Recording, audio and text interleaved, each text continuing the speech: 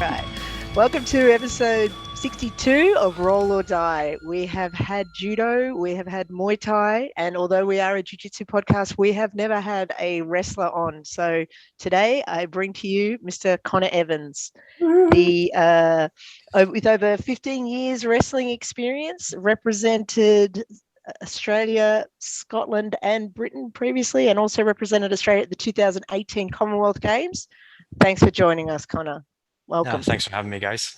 Wow, 15 years experience. Now, you look about 15 to me, man. So did you start in the womb or what happened there? It's actually longer than that now. I'm assuming that's off the absolute bio that you've got. The absolute page, yes, it is. So I started I when did I was my homework. Come on. Yeah. I started when I was 6. So I've actually been wrestling for about 21 years now. So obviously started in Scotland. I thought it was WWE when I started. Yeah. So turned up to my first session, thought I was going to be the next Undertaker, and turned out not to be like that. But when I got there, really enjoyed it, and I was beating up kids that were a little bit bigger than me. And I'm like, oh, cool, this is something I can kind of get behind, and then just stuck with it from there. And so wrestled for about 9 years in Scotland, and then moved to Australia when I was 16 with my family, and just continued when I got here as well. Brilliant. That's pretty much.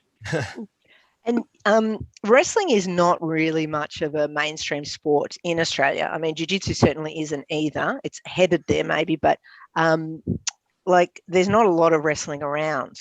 Why do you think that is? There's a bunch of different reasons. Sorry, I think my laptop's just restarted. That's okay. Gotcha. Oh, good. I think there's a bunch of different reasons. Like, firstly, it's not really, like you say, it's not mainstream in a lot of the Western world, other than maybe America. As well as that, you can't really make a career out of wrestling unless you go like down the coaching kind of path. So I think by the time a lot of people get past the age of maybe 16, 17, 18, and they discover they want to go out and start drinking, wrestling's not as appealing to kind of do, unless you're looking to follow, like, as say, coaching or like MMA or jiu-jitsu, kind of going down that road. As well as that, I think one of the barriers for us is, like, obviously the singlets. It's not the nicest uniform you have to wear. So I think going forward, if we were to start implementing like rashes and board shorts for competitions, we'd probably get more people involved in the sport, which I think would be a good idea. And as well as that, even when you're on the national team, a lot of your trips are still self-funded. So if you have to go overseas to compete, it's just another barrier that makes it harder. Like last month, we had our final Olympic trial. So that was held in Tunisia, so kind of North Africa. I qualified the spot for the team, but because of the lockdown and all that sort of stuff, the price of flights jumped through the roof. So I think for me to fly there, it was about $8,500 return, and it's just money that I didn't have like sitting there. Yeah. So as I say, like, just financially, it's not really viable to kind of follow the wrestling kind of career path. Wow. That's probably the biggest issues, what had you, like, as you say, like, it's a difficult sport to stay in. Like, if you get interested in it, you're having a great time, but then you've got to go through this awkward teenage phase and fashion becomes important, and then you don't quit from that. Like, what had you stick around in this sport for so long? I actually did quit for a bit when I turned 18, I think it was. Like, when we first moved to Australia, I had a bit of a bad run in Scotland with like things that happened outside of wrestling. It just kind of put me off a little bit. So when I got here, I was like, oh, I'm stuffed that. I'm done with wrestling for a little bit. I'll go just enjoy myself. And then I think I went to watch it was the Commonwealth Championships were being held at Monash Uni. And so I went and watched a bunch of the Aussie guys compete. And I was like, oh, you know what? I'm kind of getting the itch for it again. I'll go back, I'll train, and then see what happens. So I think within a year of training again, I made the Aussie team in 2013. And since then, I've just kind of stuck with it. Awesome. Wow, fantastic. And so I guess, we are a jiu-jitsu podcast. Would have to obviously ask you some jiu-jitsu related questions. And I guess it is fairly obvious how it translates to the no-gi game. What are your thoughts around wrestling for someone that does predominantly gi? Would you recommend it? That's something to include definitely in your game? What do you think? Yeah, I would say so. I mean, the way I look at it is like if you can get a broad kind of variety of experience, like in any kind of takedown, like so like judo, wrestling, all that sort of stuff, it's going to help your jiu-jitsu, even if it's just being comfortable being thrown at the ground. You know what I mean? Like if you know how to break fall properly, you can, like, say for example, like you've locked onto a submission and someone's getting ready to slam you. It's like if you know how to land that slam, you could probably still hold the submission. It's going to be an advantage over someone that like freaks out every time they get lifted off the ground, and then you know what I mean, like you got that body awareness where you feel comfortable being taken down as well as like looking for the takedowns as well. So and that doesn't just apply to like gi and no gi. It's like any kind of grappling. Like I think the wider your range of experience is, the better chance you're going to have to be well rounded.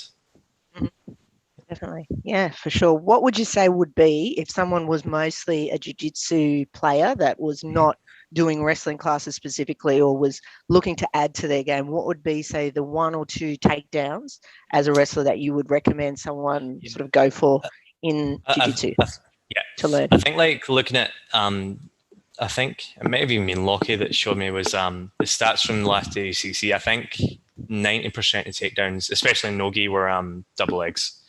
So obviously, like your double legs acts like your bread and butter for a wrestler, and I think it's quite useful for jiu-jitsu as well, because if you do it properly, you can almost pass to side control on double leg. Like you're not going to get caught in close guard if you do it properly. So definitely, I think double legs and even transitioning to body locks off a double leg is obviously a good option as well. So you might not completely double leg, but you've got options to move to body locks or like single legs and all that sort of stuff. So to give you a bunch of different options to secure the takedown, I think double legs are the way to go. Obviously, the only issue with that is you might get guillotined on the way in, but if you do it properly, it's a little bit harder to get guillotined, I guess. And how far has your jiu-jitsu journey gone? Have you been? Do you jiu-jitsu as well? I've trained a little bit now. I've started training a fair bit more MMA, but my jiu-jitsu is terrible. Honestly, it's crap. I have done a few sessions here or there with the guys at Absolute, and I've trained. I think as well, because I'm coaching as many different gyms as I am now. I think it's good to kind of get a basic grasp of jiu-jitsu, because obviously there's takedowns in wrestling that work really, really well for putting someone in the back. But for example, like an arm spin in wrestling, like you can throw people, but there's a good chance you get your back taken if you try that with a high level BJJ competitor. So it's good to understand like fundamentally how jiu-jitsu works to be more effective to coach wrestling for jiu-jitsu as well. So I have done a little bit here and there, but nothing to the extent that you guys would train. Cool. And what about sorry, you go, Kim. I was just going to say, you mentioned MMA. Like, I think there's no doubt that wrestling has really, or people with the good wrestling games have very much dominated in MMA recently, especially in the UFC. I mean, do you see that translating here in Australia, that maybe wrestling will become more popular or anything I hope like so. that? Definitely. I think we're getting a bit more exposure through MMA, which is ideal. Obviously, exposure is one of the biggest issues we got. Even to the extent that you got some quite high-profile Australian MMA fighters who are now competing in wrestling to help their MMA. Like we get Rob Whittaker's competed a bunch of competitions, and like some of the other high-level local guys are now starting to compete quite regularly. So again, it does really help to boost the profile of the sport. And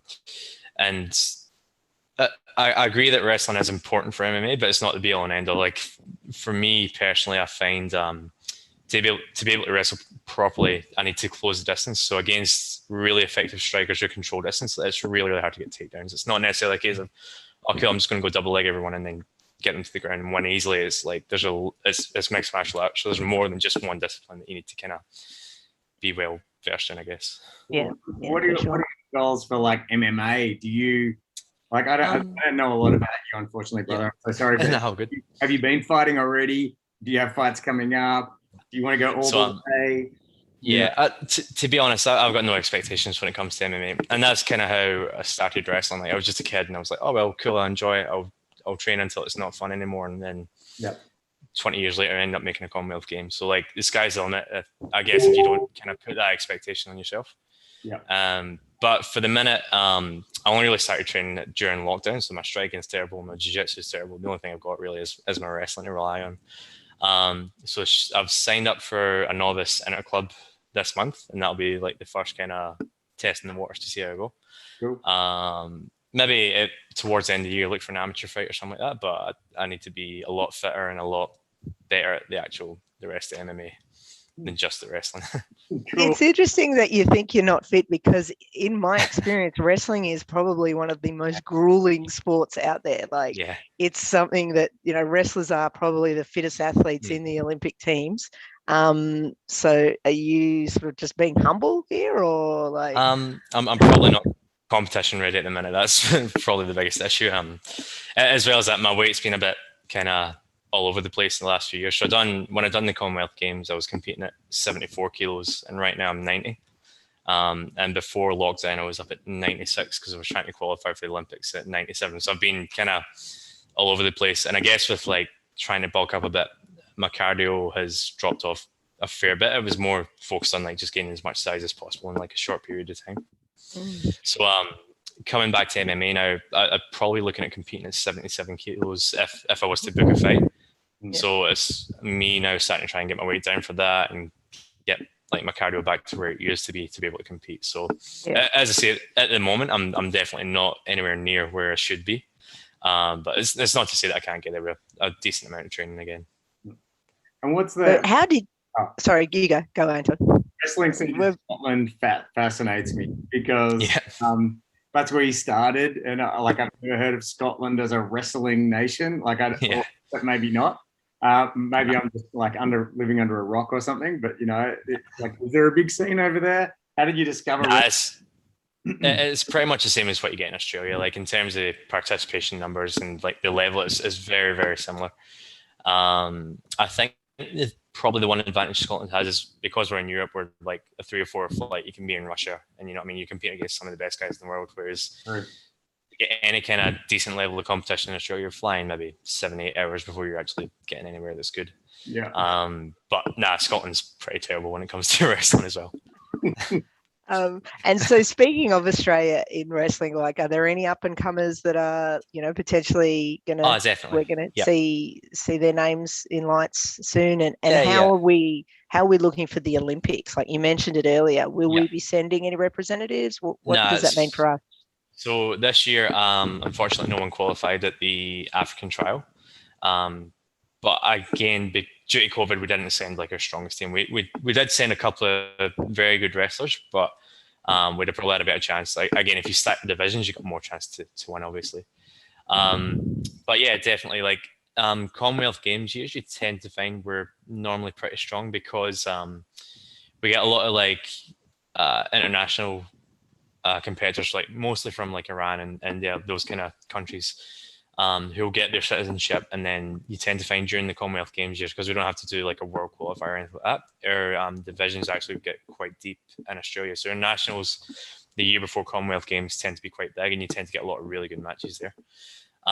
We do have a few good up and coming wrestlers. A guy from Perth called Tom Barnes, he's the next 97 kilo wrestler that's kind of up and coming. He'd be one to watch over the next couple of years. And another good mate of mine, Jaden Lawrence, who done the Commonwealth Games in 2014, 2018. He's another one to watch. He, at the minute, pound for pound in Australia, he's probably the best wrestler we have. He's still got a good few years left in him, and I wouldn't be surprised if he qualified for the next Olympics.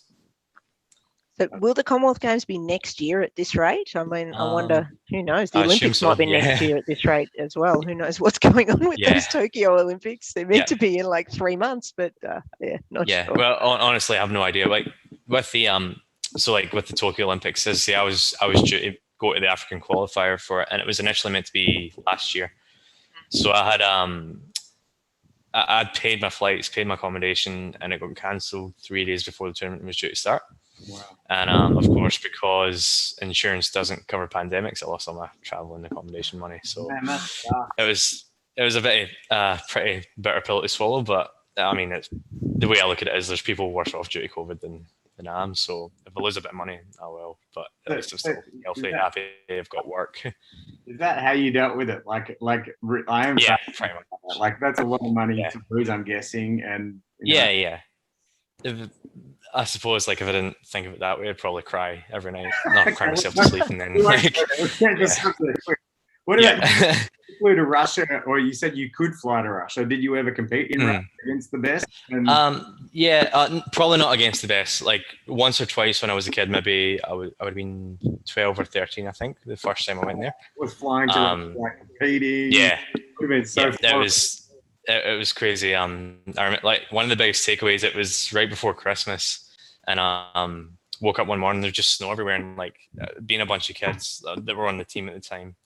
All we wanted to do was like wake up in the morning and have like massive snowball fights. We couldn't care less about the wrestling. We're just like, oh well, cool. We're in Russia. Our parents aren't here. Let's just go crazy for a bit. And then turned up to the competition and got absolutely destroyed because they were just like so far ahead of us. Not enough We had a great time. Not enough training in general. Yeah. But like I have competed against some like very, very good wrestlers. Really, I think in 2017 I done the World Championships in Paris and I drew Russia first round. So again, that was at 74 kilos and he absolutely destroyed me. Like he didn't even like get out of second gear. It was just too easy for him. And then later on that day, he went on. He won the silver medal, lost to Jordan Burroughs, who's one of the best wrestlers ever, obviously, and almost beat him. So I was like, oh, cool. Lost to the second best wrestler in the world that day. I can cop that. Like, yeah. Something else, Connor, we probably should have done this at the very beginning, but you're a freestyle wrestler, yeah? Can you just explain for our listeners the difference between freestyle and Greco-Roman? Yep. So Greco-Roman's only upper body, so you can only attack with your upper body. You're not allowed to use any trips or sweeps or anything like that. And as well as that, your opponents obviously can't like shoot double legs and single legs, whereas freestyle, you're allowed to attack all parts of the body. There is a difference in the scoring system with freestyle and Greco as well. So the way it works is if you go 10 points clear your opponent in a freestyle match, it's called technical superiority, so you win the match. Whereas in Greco-Roman, it's only 8 points because it's a little bit harder normally to get in and get like a bunch of moves off because everyone just locks up. Greco kind of tends to be a battle of like whoever can get a decent grip first will normally win because they'll then start throwing people over the heads and all that sort of stuff. Whereas freestyle, you don't tend to get as many like really high amplitude throws and all that sort of stuff. So would you say freestyle would be more applicable to jiu-jitsu, or does Greco-Roman also have its place, would you say? Yeah, they both definitely have the places, but I feel like as going back to the ADCC takedown stats I was talking about earlier, your most common takedown for jiu-jitsu was double legs. So I find that like freestyle would probably be a little bit better for jiu-jitsu, but again, there is definitely like merit to training in both of them. Yeah, for sure. And what would you recommend for like people wanting to look at wrestling, get into wrestling, and even like whether or not it's their kids or they're adults and they're thinking about trying something like wrestling, do you advise it? Is it a rabbit hole people should go down? Yeah, definitely. It's funny because a lot of the times when I do my warm-ups in gyms, we do a lot of gymnastics. And I think one of the biggest things that put people off is the gymnastics in the warm-up. But I find that if you can do that sort of stuff, like it helps you, like you learn to break fall, your coordination improves, all that sort of stuff. And once people actually get in trial class, like as long as you can deal with kind of the intensity, I guess, it's not that difficult to pick up. Like I know I'm speaking from experience and I've got a lot more experience than most people, but like it's generally quite a safe sport. I have seen some bad injuries and stuff, but it's normally from people who are inexperienced trying to do moves that are like way beyond what they're capable of. You tend to find like at the high level, you don't really see too many injuries because people know how they should break fall, how they should move if they've been thrown, all that sort of stuff. And like the way that I look at it, like it's generally, I think, pretty safe because it's a sport. To me, wrestling is not really a martial art because like when I think of martial arts, I'm thinking like you either use joint manipulation to make someone submit or you're looking to knock them out with striking. Whereas in wrestling, it's more about control without hurting someone. So as I say, at the top level, you tend not to find a lot of injuries. You don't really see a lot of people getting choked out or anything like that. It's more just about trying to look technically nice and be able to control someone with good technique rather than just like brute strength all the time. If that kind of makes sense. It'd be similar to jiu-jitsu, I guess, because really, I think the most injuries happen for people at white and blue belt. You don't see as many people getting injured at black belt level because maybe they've got that body awareness or they just know how to control, like you said, themselves and their opponent a lot more. So I know for myself as a female, sometimes that is what is a little bit off-putting to coming Mhm. into a wrestling class, if you Yeah. don't mind me saying, the Yeah, idea yeah. of being like a small person amongst all these big brutes Yeah, who definitely. are potentially going to injure you. Like, Yeah. what would you say to someone that is maybe a smaller male or a female or whatever that was looking to come in, that maybe has that worry about going Yeah. into a wrestling environment? Like, what would you say? I think the biggest thing, if you do have any concerns, just speak to your coach. Like your coach is there to help you progress. And me personally as a coach, the last thing I want to see is anyone getting injured. So again, going back to my warm-ups, I do a lot of gymnastics, and some of it, like if you've never done it before, it can be quite intimidating. But the first thing I say to people is, if you don't understand what I'm doing, ask. I'm happy to break it down and show it again.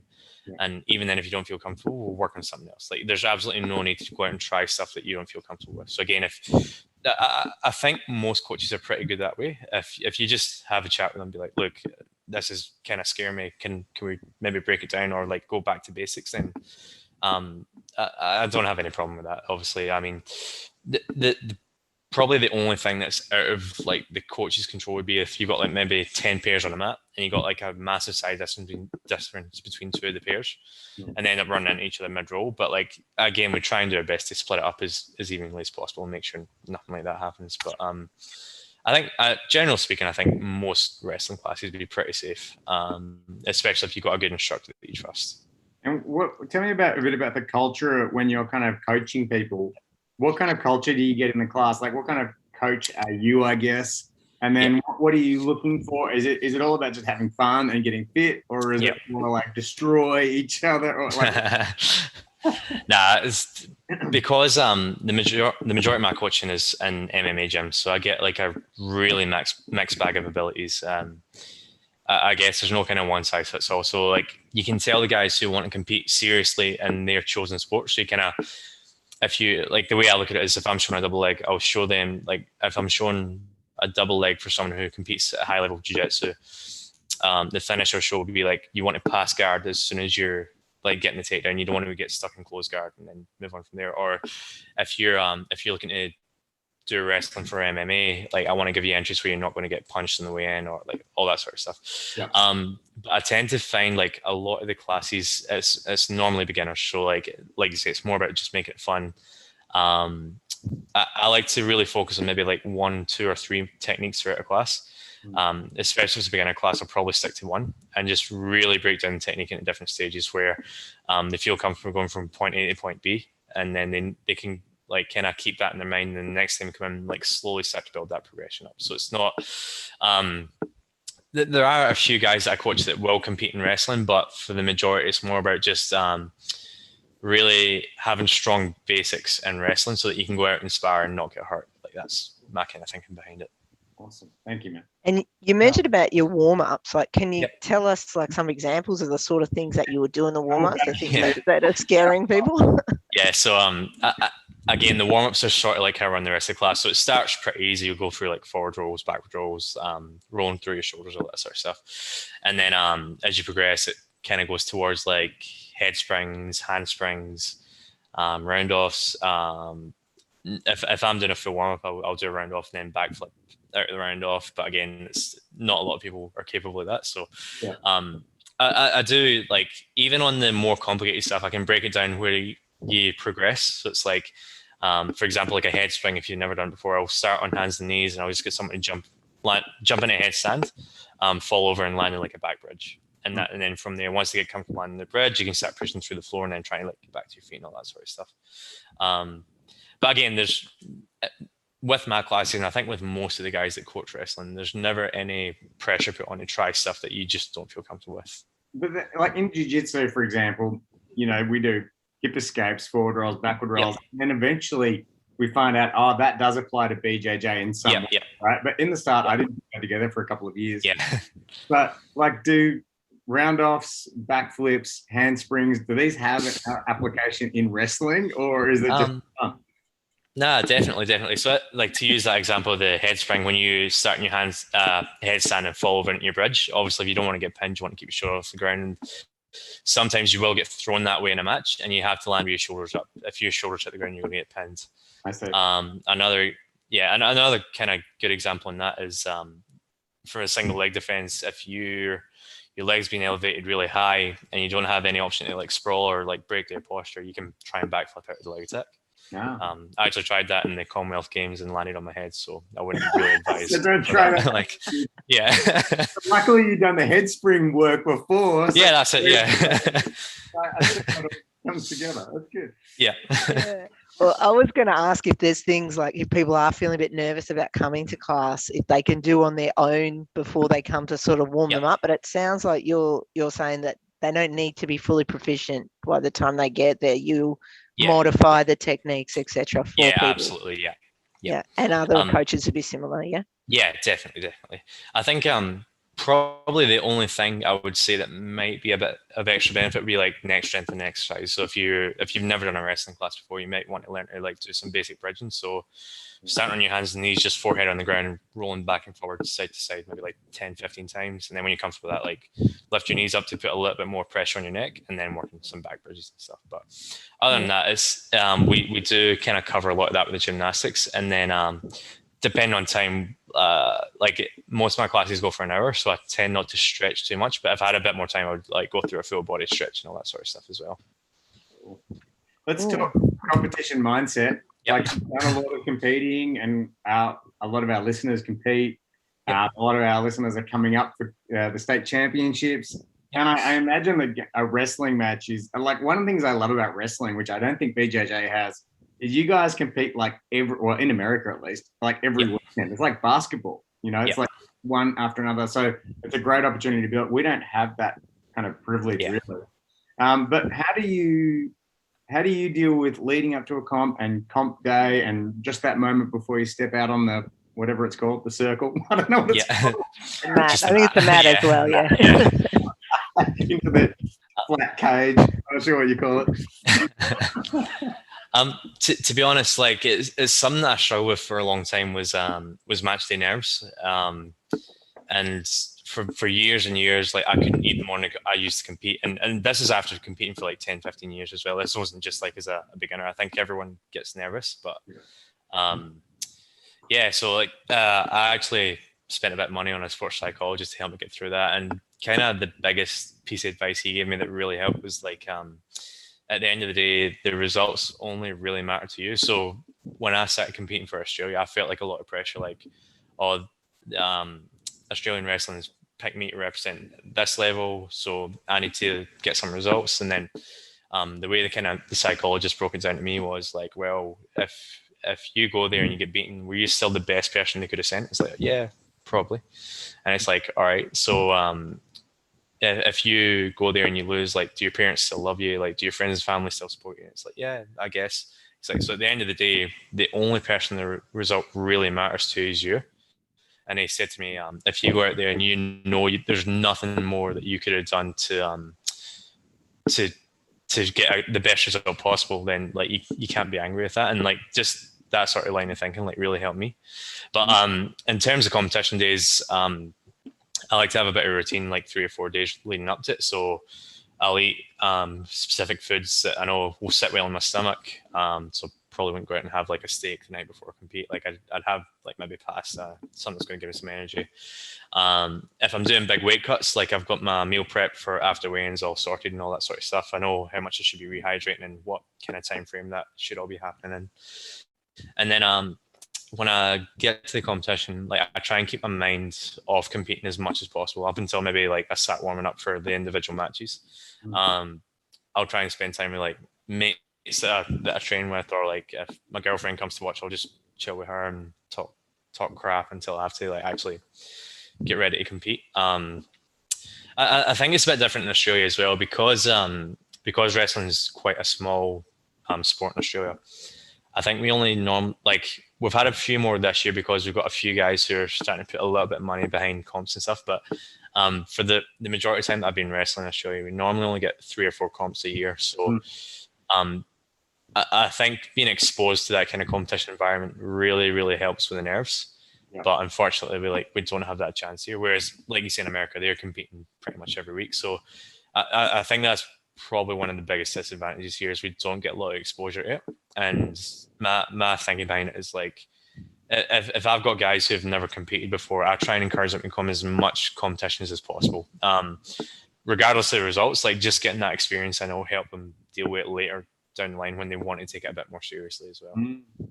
Beautiful. And what is a wrestling competition? It's 2 3-minute rounds. How Yeah, that's three right, minute rounds? How does it go? Yeah. Yeah. So your typical match is there's 2 3-minute rounds for freestyle, and I think it's the same in Greco, but I'm not 100% sure. And then the scoring system is if I take you from standing and you land on your back, I get 4 points. If I take you from standing to either like flat on your stomach or in turtle, as long as I've taken the back, so we're not north-south, that's 2 points. If we're on ground, every time I roll you through your shoulders, it's 2 points. And then if I go 10 points clear of you at any point in the match, I win. So the score could be like 14-4. They don't just stop as soon as someone hits 10. It can go over that as long as you're 10 points clear by the time the match is stopped. As well as that, the other ways you can win would be by pin. So the pins work by having someone on the back. And then we've got 3 referees on the mat. And the way the pins work is it's not a specific time you have to hold someone for. The referees will literally look, and as soon as both shoulders are on the mat, the referee in the center will hold his hand up, say like, "Oh, right, I think I saw the pin," and he'll look for confirmation from the other 2 match judges. If he doesn't get confirmation within a couple of seconds, he'll turn back and watch the match again. But if he does get that confirmation from one of the other judges that are on the side of the mat, he'll call it straight away. So a lot of people think it's like in pro wrestling where it's like a 3 count. Nah, as soon as 2 shoulders touch and 2 referees see that, that's the end of the match. And obviously, if you go your 2-3 minutes and the score is like 5-4, whoever's got the most points in the match will win there as well. And that's pretty much it for the scoring. Would you call wrestling, and this may seem like an obvious question, but and because it's in the Olympics and Commonwealth Games, etc. But would you call wrestling a spectator sport? Is it a good spectator sport? Would people choose the wrestling over, I don't know, watching a footy match or something like that? It's quite hard to say. I guess it depends where you're from as well, because I think a lot of it has to do with knowing the rules. If you know the rules, it's really interesting to watch. But I think where a lot of people get lost is like they just have no idea what's happening with it. Obviously, you see someone getting like thrown over your head, like it's obviously it's going to look good. It'll draw a crowd, but it doesn't happen as much as probably most people would expect. And again, like really technical wrestling, like it's very hard to follow because it is quite quick, like a fast pace. So it looks like there could be points here, there, and everywhere, but then at the end of the day, it could be like a 1-0 score because like people have done different things that not a lot of people would expect. But again, like if you go to Iran, they have competitions every week. Even like local competitions, you probably get like 1,000, 2,000 people coming up to watch. Or in Germany, they've got a professional league, so the Bundesliga, which is like the soccer. Even in like their 4th division, which is probably the level that I would be, or 3rd or 4th division would be where I'd be able to compete there. You probably get like 4,000 or 5,000 people turning up every Friday night to watch it. So again, it depends where you are. I suppose a bit of the culture for wrestling in that country has a lot to do with it as well. Right. Oh, awesome. I think we're nearly out of time. I did the intro. Anton, are you happy to do the outro? Or I would love to do the outro. I have one more question. Weight cuts. Yep. If you talk about weight cutting, BJJ has a pretty, like our weight cutting, we can't rehydrate. We weight cut and we weigh in and then we go on the mats. Is it the same in wrestling, or do you get a day before and then you? Yeah, it changed. It changed in 2018. So again, when I done the Commonwealth Games, like all these weight cut changes came into effect. So I actually started the qualification. We had the day before weigh-in, so I had like a full probably like 18 hours to rehydrate. So when I was cutting to 74, I'd maybe walk around like 87 or 88 kilos and then cut to 74, obviously. And I could rehydrate. I'd probably be walking on the mat, maybe 81, 82 kilos the next day. So probably like 6 to 8 kilos heavier than what the weight division actually was. Wow. And then halfway through our qualification, it changed to day of weigh-in. So you only had 2 hours. So of course that took out the water cut and all that stuff. So when I done the final cut for the Commonwealth Games, I think it was 13 kilos over 7 weeks without any dehydration. and that was one of the hardest cuts I've ever had to do. Like it was shocking. Had mood swings and just wasn't a nice person to be around while I was cutting. Yeah. And then, as I say, after I'd done the Commonwealth, I was like, nah, stuff this. I'm going to go off again. I'm never cutting weight again. But yeah, it's similar to jiu-jitsu now. We don't get weighed right before we step on the mat, so you might find guys will be maybe a kilo heavier than what they weigh in, but it won't make a difference on the day of competition, I don't think. Thank you so much. 15 kilos, that's a lot. Jeez. I really feel like we got to learn. I know Kim's done quite a lot of wrestling, but I got to learn wrestling today. And you're an absolute pleasure. You obviously haven't been cutting weight, not because you look fat, but because you're a really nice, pleasant guy to have on the show. Thanks very much, guys. Part of what we do is sharing, and I look forward to being coached by you one day for a couple of wrestling. Yeah, excellent. No, he has lots of classes, all the venues, and just quickly before we go, I didn't mention at the beginning, but I pay in the background for our listeners or viewers some wrestling, so I had to make sure actually that I put in Olympic wrestling when I YouTubed it, because otherwise, if you just put wrestling, it's like you were saying, you get the WWE stuff most of the time come up. So it's funny. I didn't notice that before. The guy in the background in the red, he actually beat me in the Commonwealth Games. There you go. Bastard. You put up the If I'd known that, I wouldn't be playing this. That's all good. That's all good. Yeah, thank you again for joining us. That was awesome. Thanks for having me, guys. We'll have this out in probably a couple of weeks. So if you could share it on your networks, that would be great. Definitely. We're trying to grow our listener base beyond just the jiu-jitsu community. But thank you for being a part of the jiu-jitsu community. And we're all grapplers and we're all there together. And thank you. Hopefully see you soon. Thanks. Peace. See ya. Bye. See you guys. Thanks. Bye.